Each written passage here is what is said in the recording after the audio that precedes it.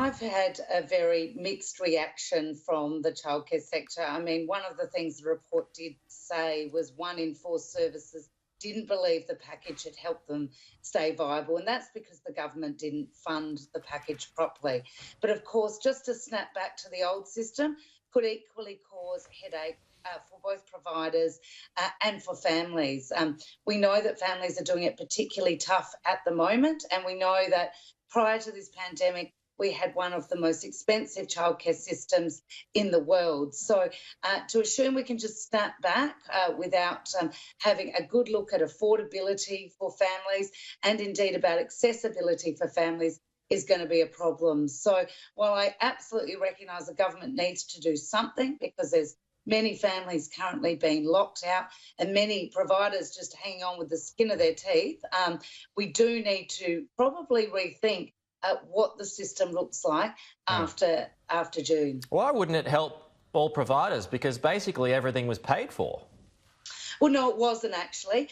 What providers were getting was 50% of their revenue from the 2nd of March and then JobKeeper. What they had to do is couple together and hope and work out how many families they could take. And now, if you had some staff that didn't get JobKeeper, or if you had a service that had particularly high full-time and part-time staff, you couldn't meet your ratios. So what the services were having to do was turn families away. So it wasn't actually funding free childcare. What they were doing is saying, here's the money we're going to give you, try and make it work to the centres, but you can't charge gap fees. Very different to properly funding free childcare. It was always going to be a short-term measure, though, and as the Treasurer said recently, you know, there's no money tree out there, so money doesn't grow on trees. So isn't it right that, you know, as people start going back to work, that they should have to revert back to the old system and they should have to pay some amount anyway?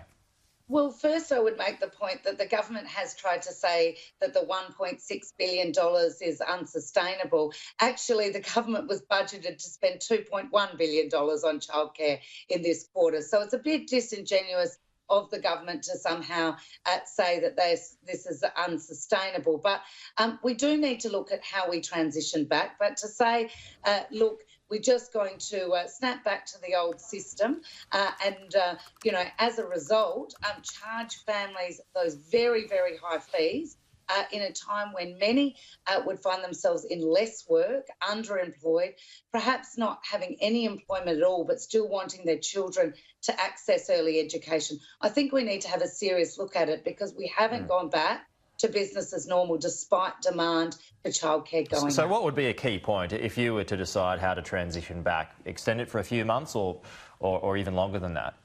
Well, look, it can't. It needs to be, if it was to be extended, it needs more funding put into it, because the system is not meeting demand at the moment. It's not meeting families' needs for many that are trying to get into the system and not centres. But I think we have to have a careful look at really delivering on some key principles, and that is, one is affordability, and the other is accessibility. And if we look at the old system, we've got very rigid activity tests of the amount of work that parents have to do before they qualify for any subsidies, very high, income tests that parents need to know their exact income. All of those things have changed with COVID. So I think the government needs to look very carefully at both the principles of affordability and accessibility as we move forward. All right.